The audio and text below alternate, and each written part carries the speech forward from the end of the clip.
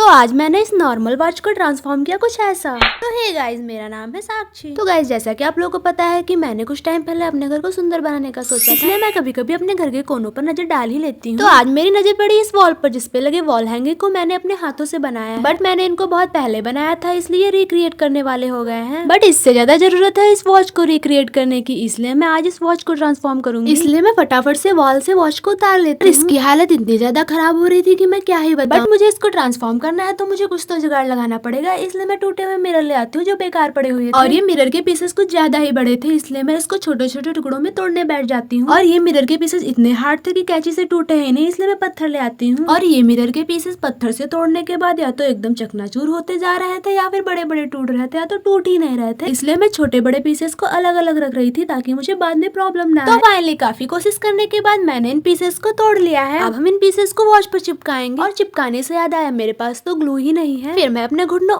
I mean दिमाग पे जोर करके डबल टेप ले आती हूँ। अब मुझे ये तो नहीं पता ये काम करेगा या नहीं करेगा, पर मैंने चैलेंज लिया तो मुझे ये काम तो करना ही पड़ेगा, इसलिए मैं फटाफट से टेप को एक साइड में लगा भी देती हूँ। और मिरर लगाते टाइम इतना ध्यान रखना है कि हमें इस टेप को पूरा एक साथ नहीं छुड़ाना है। तो फाइनली हमने मिरर को एक साइड में लगा भी दिया है। अब बारी है मिरर को दूसरे साइड में लगाने की। फटाफट से हम दूसरे साइड भी टेप लगाकर मिरर को चिपका देंगे। और दोनों साइड मिरर लग जाने के बाद ये कुछ ऐसा लग रहा था। अब बारी है ऊपर और नीचे मिरर लगाने की। तो फाइनली काफी मेहनत करने के बाद मैंने अपनी वॉच को डेकोर कर ही दिया है। और मिरर लगाने के बाद ये वॉच कुछ ऐसे टर्न आउट हुई है। तो आप लोग कमेंट में बताइएगा कि सच में आपको अच्छी लगी। और मेरे पास कुछ मिरर के पीसेस बच भी गए थे जिनको मैं अगले व्लॉग में दिखाऊंगी कि मैं इससे क्या बनाने वाली हूँ। तो अब हम इस वॉच को वॉल पर लगाएंगे और वॉल पर लगाने के बाद ये कुछ ऐसे दिख रही थी। तो अगर आपके घर में भी कोई पुरानी वॉच या टूटे हुए मिरर के पीसेस पड़े हैं तो आप उसे ऐसे यूज कर सकते हैं। Bye bye.